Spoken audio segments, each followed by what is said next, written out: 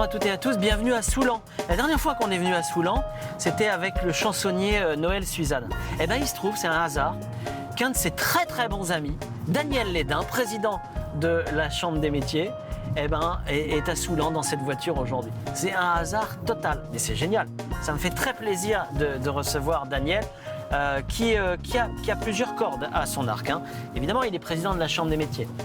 Au départ, il est boulanger quand même, et il a monté en responsabilité. Il a arrêté son activité au mois de juin, et en responsabilité, il est encore président départemental des boulangers, et il est président de la Fédération régionale des boulangers, vice-président de la Fédération nationale de la boulangerie. Bon, ça fait un petit emploi du temps, tout ça, vous pouvez l'imaginer. Surtout quand on pense qu'il est en plus élu depuis longtemps à Notre-Dame-de-Mont, où il a été premier et troisième adjoint. Donc voilà, c'est suffisant tout ça pour qu'on fasse une belle rencontre, pour qu'on puisse échanger sur les valeurs que porte Daniel, des valeurs proches des hommes. Et de l'artisanat, puisque c'est le cœur de son métier. Avec lui, on va aller au moulin de Réré. Vous voyez l'affiliation, la boulangerie, la farine, etc., etc. Ça va être un vrai plaisir, cette émission.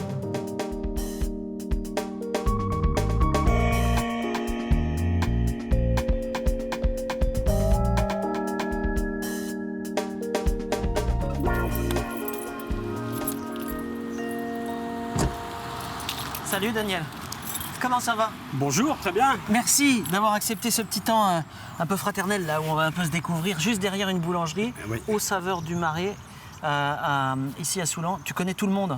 Je connais les boulangeries, oui. Et tu connais il y en a une autre là. D'accord, ah oui, il faut faire attention. Voilà, tu es président de la Fédération départementale des boulangers, tu m'as dit en préparant cette émission, 70% des boulangers adhèrent.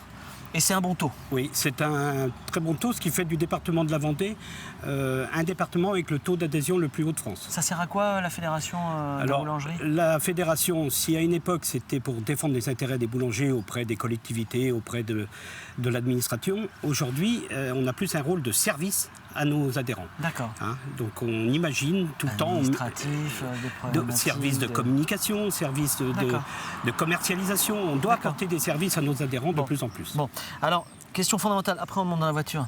Pain au chocolat ou chocolatine? Pain au chocolat. Ouais. Évidemment. Je suis mon parisien, hein, c'est pour ça. Mais évidemment, pain au chocolat. Évidemment dans la voiture on y va. Ça sent que ça cuit. Oui, ça cuit. Il est en train de préparer des choses là. Oui. Ça sent super bon. Il a fait ça exprès pour nous. C'est drôle. Quand tu étais boulanger, combien on va dire de fournées dans la journée, combien tu faisais? Alors, parce que là, sur la saison, puisque toi tu étais à Notre-Dame-de-Mont et il y avait une saisonnalité. Alors, à une époque où j'avais les plus fortes saisons, c'est-à-dire dans les années 90 où j'avais 3 magasins, on passait de 7 salariés à l'année à 23. Ah ouais, la vache.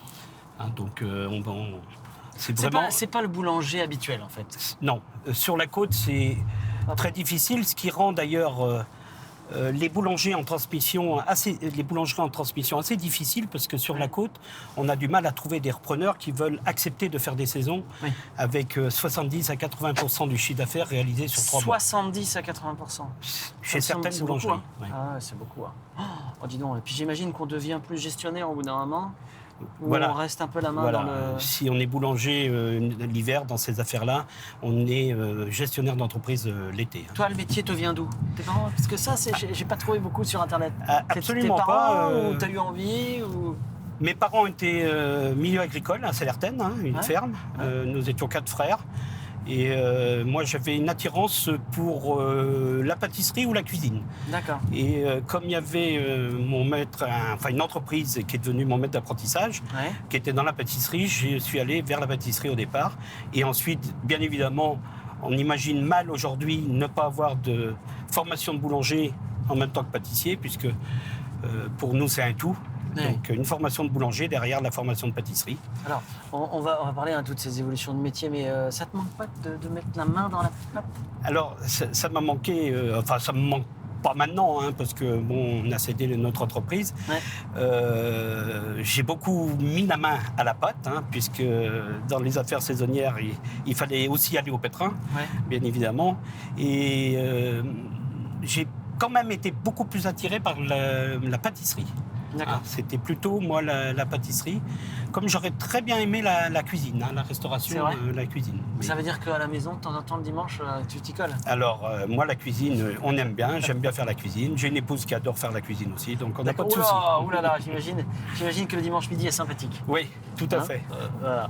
Alors, tu as pris des responsabilités, on a dit, à la Fédération de la boulangerie et la Chambre des métiers. De tout ça, on va parler, puisqu'on va parler de l'artisanat d'une manière générale. Mais quels ont été les moteurs de ces engagements? J'ai toujours été engagé dans ma jeunesse, engagé dans le milieu sportif. J'ai été entraîneur de mon club, j'ai passé mes examens d'entraîneur de foot. Après, je suis parti dans l'arbitrage et j'étais déjà engagé au niveau municipal. D'accord. Oui, en fait, t'as un double moteur dans ta vie. Tu as le sens de la vie, l'artisanat et la vie de la cité, quoi. Les deux vont de pair pour toi. C'est vrai. C'est vrai aussi, parce que je tiens à le rappeler quand même, qu'on peut accéder à ces postes-là. Bon, c'est une question de volonté, hein, mais c'est aussi parce qu'on est bien secondé à l'entreprise. Oui. Parce qu'il faut parer aux absences quand on gère de tels postes. Oui. Et mon épouse a toujours été derrière moi pour gérer l'entreprise lorsque j'étais absent. On parle de prise en compte de la pénibilité, tout ça. Quel est ton regard là-dessus, sur la pénibilité, toi qui t'es levé à 3h du matin ou 2h30 pendant des années et des années? Oui, alors c'est difficile à jauger la pénibilité. Dans un même métier comme le mien, on avait celui qui investissait en matériel performant et novateur à l'époque, qui diminuait la pénibilité dans le travail. Alors celui qui n'investissait pas, il est vrai que le métier était pénible quand même, parce qu'il y avait des charges, travail de nuit. Alors la pénibilité dans tous nos métiers de l'artisanat est vraiment... moi je le ramènerais plutôt à l'embauche dès 15 ans, dès 16 ans, de ces gens dans les entreprises. Oui. Hein, un maçon est un métier, pour moi, pénible. Oui, hein, quand vous démarrez à 15 ans, l'hiver, dehors, et puis que vous portez des parpaings et du ciment, des sacs de ciment à longueur de jour, pour moi, c'est de la pénibilité, et dès le plus jeune âge. Bah oui, bien sûr. Et à mon sens, ça doit être reconnu quand on arrive à... Et ça n'est pas assez encore. Ça ne pas suffisant. Moi, j'étais copain d'enfance qui était maçon et qui était usé à 55 ans, mais complètement usé. Regarde comme on est bien, comme c'est joli. Moi, j'aime beaucoup passer ici dans le Marais breton. Là. C'est ton pays ici, en fait. On est carrément dedans. On arrive à... C'est la route de Notre-Dame-de-Mont, Sallertaine derrière, mon pays de naissance, ma commune de naissance. Ah, dis donc. Et moi, c'est une route que je prends au quotidien quand je vais sur La Roche-sur-Yon. Je passe toujours par là. Tu prends les petites routes? Les petites routes, parce que j'aime bien voir un petit peu les canards, les lièvres le matin. Et... Souvenir d'enfance. T'as eu une enfance heureuse, toi? Oui. Oui. On a eu une enfance heureuse. On a été élevés dans une famille d'agriculteurs. On était 4 garçons et une enfance très heureuse. J'ai fait ce que j'ai voulu. Ouais. Dès l'apprentissage, l'école n'était pas trop faite pour moi. Donc, non, j'ai absolument vécu... Je me méfie toujours quand les gens disent que l'école n'était pas trop faite pour moi. C'est peut-être toi qui n'étais pas trop fait pour l'école non plus. C'est-à-dire que l'apprentissage ne devait pas forcément passer par les enseignements académiques. Parce que vu là où tu es, je n'ose pas dire que tu n'étais pas un gars qui avait du bon sens, quoi. Ni du sens des affaires, ni du sens, etc. Tu vois? Oui. Sans doute aussi l'envie de bosser, comme beaucoup de copains à l'époque. D'aller vers le monde du travail et puis se faire un petit salaire, s'acheter sa mobilette. Voilà. Ah oui, donc tout ça, tu l'as fait en mobilette en plus. Oui, voilà. Ça passait par l'apprentissage à cette époque-ci. Oui, évidemment. Apprentissage qui a été un petit peu oublié par la suite quand on a annoncé tout le monde au bac. Ouais. Et aujourd'hui, on a des grosses campagnes en faveur de l'apprentissage. Et tant mieux. C'est quoi le profil des jeunes en apprentissage aujourd'hui? Parce que moi, alors pour le coup, je parlais de l'expérience que j'ai, puisqu'on a une dizaine d'années d'écart. Quand j'étais gamin, tout ce qui était apprentissage, tout ce qui était techno, c'était les cancres qu'on mettait là-dedans. Aujourd'hui, c'est plus le cas. Oui, c'est plus le cas. On a bien sûr une majorité d'apprentis sont des jeunes qui sortent de collège et puis qui souhaitent rentrer dans la vie active. Mais aussi, on a des post-bac. Des bacs et des post-bacs qui rejoignent les rangs de l'apprentissage pour accéder à des métiers manuels de l'artisanat. Ah oui, ça c'est une tendance de fond. Oui. En fait, les gens commencent des études supérieures. Finalement, c'est une dérive de tout le monde au bac. Voilà. C'est qu'à force de voir tout le monde au bac, au bout d'un moment, on rentre dans les études professionnelles et on se dit c'est pas fait pour moi et on récupère un autre cursus. Et je dirais qu'on va même au-delà aujourd'hui. On trouve beaucoup de personnes de trentenaires qui sont sur de la reconversion vers nos métiers manuels. D'accord. Si tu n'avais pas été boulanger, tu aurais pu faire quoi? Pâtissier? Alors pâtissier, c'était pâtissier mon métier. Oui. J'aurais sans doute aimé être dans la cuisine. Ah oui, d'accord. Avec une belle maison, un bon petit restaurant sympathique, comme on en a quelques-uns dans le coin. On va écouter le morceau de musique que tu as choisi. Tac, écoutez-moi ça. Ça me fait trop plaisir. C'est The Shadow Apache. C'est ta jeunesse? C'est ma jeunesse et puis c'était un morceau de guitare électrique d'anthologie. Ben oui. Et vous l'imaginez là, le Daniel sur sa mobilette, exactement là où on est là. Il va de Salertaine à Notre-Dame-de-Mont avec la musique comme ça là. Oui, on n'avait pas à l'époque le portable et les écouteurs. Oui, les écouteurs mais... Et surtout pas sur une mobilette, hein. Faites attention. Hein, alors on va chez toi, on va au Moulin de Réré. Ah oui. Tu connais? Ah oui, je connais bien. Je connaissais le beau papa de l'actuel propriétaire Marcel. Et mon papa, lui, qui était agriculteur et qui récoltait des céréales. On est allé toutes les semaines au Moulin de Réré faire moudre ces céréales pour les animaux de la ferme. Bon, on est à la maison, quoi. Oui, on est à la maison. Okay. Allez, on écoute.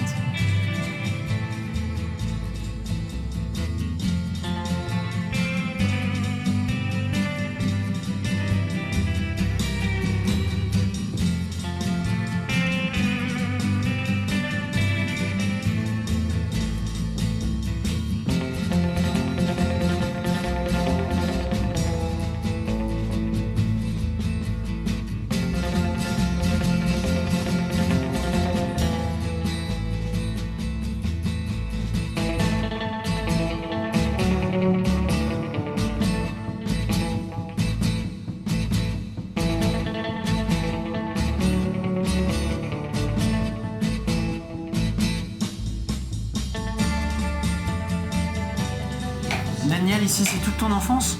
Bien sûr, le Moulin de Réré, mes parents étaient agriculteurs à côté. On venait toutes les semaines conduire du blé pour récupérer de la farine pour les animaux de la ferme. D'accord. C'est important ce genre de lieu? Oui. Toi qui es sur la saisonnalité touristique aussi, du coup, c'est important. Non, mais c'est notre histoire. Hein. C'est des savoir-faire qu'il faut savoir conserver et montrer. C'est très important de conserver ce patrimoine bâti. Et en plus, qui ont un métier derrière, il y a un vrai métier, métier de meunier. Et toi, l'artisan, si tu veux, tu es sensible à ça. C'est-à-dire qu'on est des fois, quand on est artisan, dans les nouvelles technologies, et en même temps, ça nous parle, quoi. Ah bah oui, c'est les métiers et de la tête et de la main en même temps. Bah oui. Donc, comme tous les métiers de l'artisanat, quoi. Bah bien sûr. Alors, président de la Chambre des métiers, plus spécialement dédié à la formation. Hein. C'est ce que tu m'as dit, c'est la mission qu'on t'a confiée au niveau régional. Oui. Aujourd'hui, qu'est-ce qui te séduit dans cette responsabilité-là? Qu'est-ce qui te rend heureux dans ton travail à la Chambre des métiers? Quand je suis arrivé à la présidence de la Chambre des métiers, j'ai demandé à mes collègues d'être dans la formation parce que j'ai toujours été très impliqué dans la formation. Avec mon épouse, on a formé quand même 63 apprentis dans la boulangerie, ce qui n'est pas rien, en 35 ans. Que tu revois, j'imagine? Que je revois. Certains sont installés à leur compte en boulangerie, d'autres sont devenus enseignants de boulangerie, d'autres ont changé de métier. Ils sont allés sur d'autres voies, mais toujours de très bons contacts gardés avec l'ensemble des apprentis. Donc du coup, tu avais cette appétence-là, cette envie-là? J'ai toujours eu cette appétence de la formation. Innover dans la formation aussi, parce qu'aujourd'hui, notre rôle il est là. Avec la nouvelle loi de la formation professionnelle, on doit innover dans l'apprentissage et on doit aussi innover dans la formation professionnelle continue. Ça veut dire innover? Alors, un pain, ça c'est toujours de la même façon? Oui, non, mais je veux dire innover dans les concepts pédagogiques. D'accord. Et puis le numérique, maintenant, qui rentre pleinement dans nos formations, même des métiers de l'artisanat, où on doit amener du numérique, de la formation à distance, pour des gens en reconversion, des gens qui veulent changer de métier, des gens de Pôle emploi aussi qui veulent venir vers l'artisanat. Robotisation, informatique, est-ce que demain le pain permettra au boulanger de se lever à 8h du matin? Je crois que tant que les clients voudront des croissants et du pain frais le matin à 7h30, 8h, il faudra des boulangers qui travaillent avant. Ça, c'est génial. Voilà, aujourd'hui, les technologies, elles ne permettent pas de... Non, et puis il ne faut pas. Je pense qu'on est parti pour garder ces spécificités dans nos métiers pour longtemps. C'est comme dans la restauration, d'ailleurs. Il y a des contraintes pour les salariés de la restauration, mais quand vous déjeunez à 13h dans un restaurant, vous déjeunez à 13h. Ah oui, pénurie de métiers. Il y a des pénuries de métiers. Moi, j'ai beaucoup d'affection pour les bouchers charcutiers, par exemple. On a plus beaucoup les bouchers charcutiers. Alors, ça revient, mais on a passé une période difficile. La différence entre les métiers de la viande, par exemple, comme tu cites, et les métiers de la boulangerie et de la farine, c'est qu'on voit, nous, dans nos métiers, les clients au quotidien. Tandis qu'on ne va pas chez son boucher tous les jours, on y va 2 fois la semaine ou une fois. Et l'arrivée des grandes surfaces a pénalisé plus les métiers de la viande que les métiers de la farine. Bien sûr. Alors, ce que vous entendez là, c'est à la fois Richard Millet, le propriétaire, qui est juste en dessous là et qui fait la visite. Et je vous la recommande parce que c'est à la fois très pédagogique et très drôle. Et puis voilà, c'est tout le bruit de la machinerie. On va redescendre et puis on va continuer à se promener pour vous donner à la fois envie de découvrir encore un peu plus Daniel et puis de venir ici et dans ce beau marais.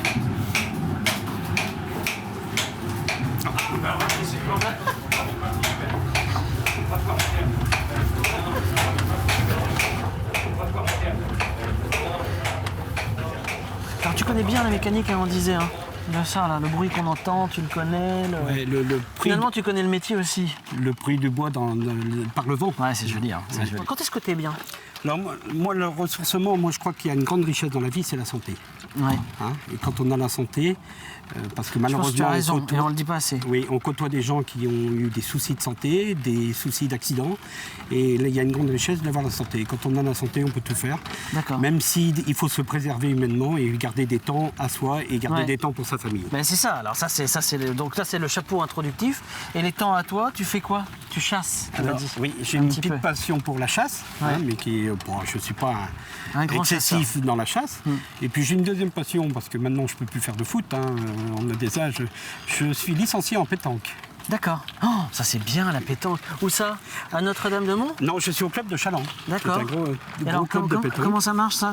Tous les samedis tu vas... Alors oui, on va s'entraîner le samedi parce qu'on a un boulodrome couvert, ce qui nous permet de nous entraîner tout l'hiver. Et puis je fais les championnats de Vendée lorsque mon âge d'âme nous permet. Mais j'adore la pétanque parce que c'est vraiment on change, on ne pense plus à rien, ni au boulot, ni aux réunions, ni à... Ce serait à découvrir ça un jour sur Téléphone. Il faut que j'y aille, je vais me le mettre en tête, je vous prends un témoin. Découvrir la pétanque à Chaland, je pense qu'il y aurait un truc à faire dans une émission. C'est un vrai sport en plus parfois. Oui, 240 licenciés à Chaland. Ouais, d'accord. C'est quand même pas rien. À la fin de ce mandat, à la Chambre des métiers, tu vas t'arrêter? La question, je ne me suis pas posée encore. C'est dans 2 ans, c'est fin 2021, la fin de ce mandat. Oui. Donc on verra à ce moment-là.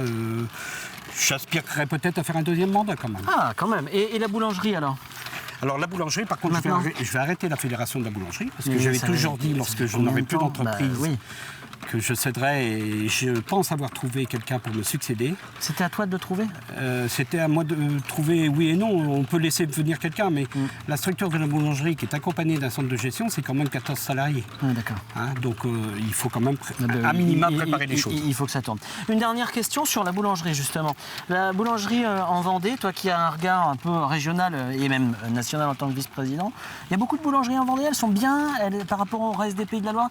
Oui, il y a cette question de saisonnalité, évidemment, mais est-ce qu'on est bien loti en Vendée avec du bon pain? En boulangerie artisanale, on a 290 boulangers artisans sur le plan départemental, ce qui est plutôt un département assez fort, mais qui est assez fort parce qu'il y a l'aspect saisonnalité.